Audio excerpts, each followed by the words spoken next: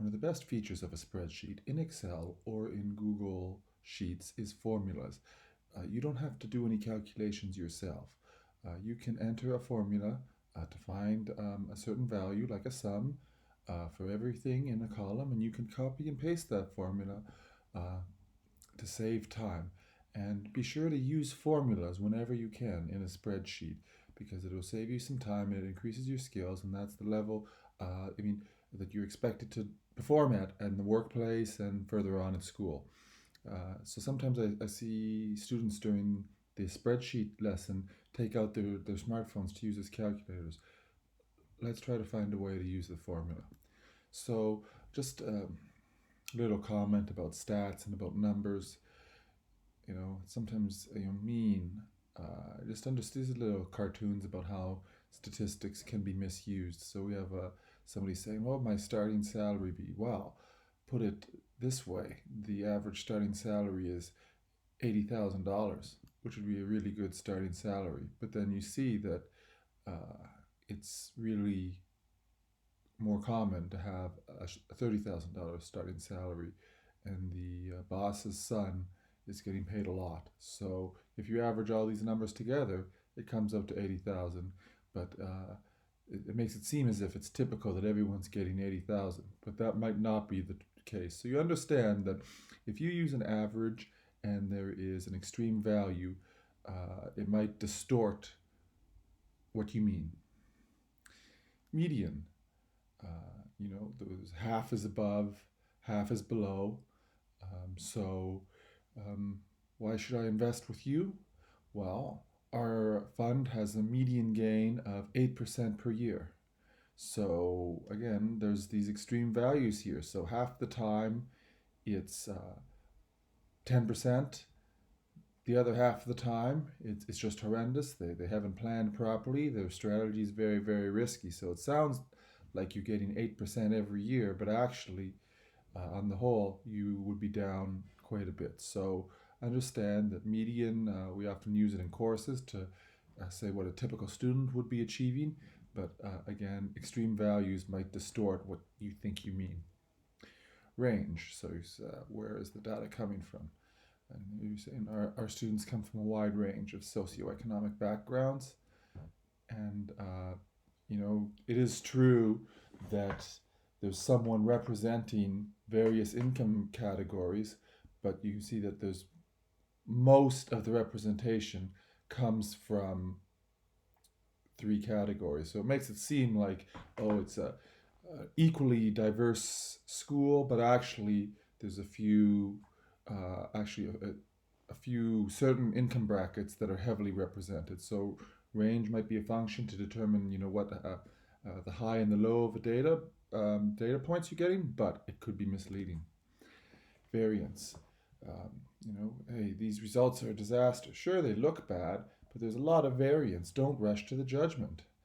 And he's trying to say, oh, from the difference between the highest and the lowest is very significant, but really, there's most of the results are towards the terrible end, and that one great result would be what we call an outlier, a value that doesn't fit in with the rest of the data set. Correlation. Wow, this energy drink must be highly correlated with performance.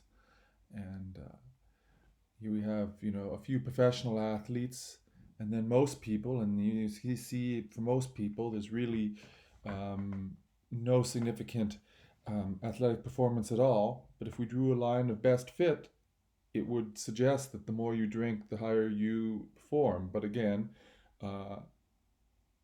we're not thinking what really caused it. Sure, there was a line of best fit, but the athletic performance was already there. It wasn't because of people consuming an energy drink.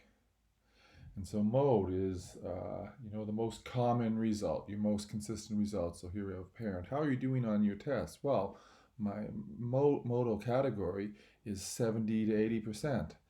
And sure, yeah, there's the most results in the 70s, but actually that's also the high end. Most of the results will be below that. So hopefully you have a little fun with that, and just understand that don't take statistics too seriously. Look at the data yourself and try to figure it out, because there's sort of some humorous situations where people are picking and choosing formulas to support their own point of view. But if you look at the data and you read things all the way through, you'll have a better understanding. So the spreadsheet formulas that you can use and should be able to use by the end of this lesson. So in any time you want to use a formula in Excel or in Google Sheets, you press the equal sign. And for example, all the mathematical operators apply. So the equal sign, and then we pick we say you're doing body mass index. So we pick cell D23 times 4.88 divided by C23 squared, and that gives us our body mass index. So this slide here with the pink highlight refers to the two columns next to it. And then the benefit is, if I just have the raptor's height in meters and their weight in pounds, I can copy this one slide once I enter it for Rudy Gay, this one formula, and then fill the rest of the column. So that will save me a lot of time. Just understand when you're doing these, when you're referring to the cell, so the columns are indicated by letters, the rows are indicated by numbers, so each cell is referenced by the column and row, so it will be called A1 or B1 or C1.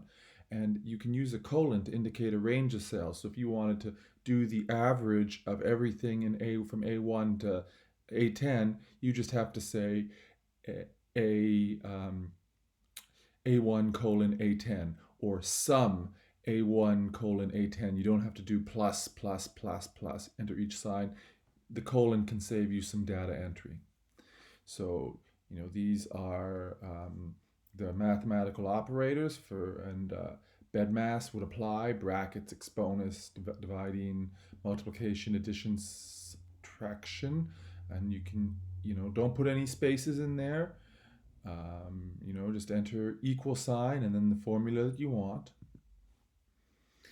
And then here are some of the common factors. You might want to know the mean, the average of a range of cells. So equal average. In fact, once you start typing equal and the AV, it'll start to autofill the average.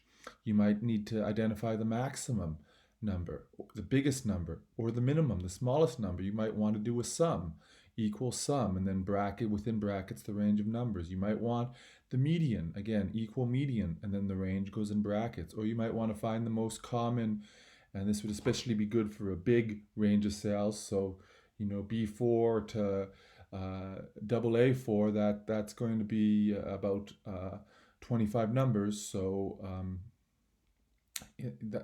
that can save you some time rather than having to count yourself. You can copy and paste to save time. So the function will update the cell references for you. So to go back to that Raptors example, we see that Rudy Gay is in row 23. If I control C and then go down to DeMar DeRozan and paste there, it will update all the row 23s to 24s. If I move it over one column, it will update all the C's and look one column over. It's all relative.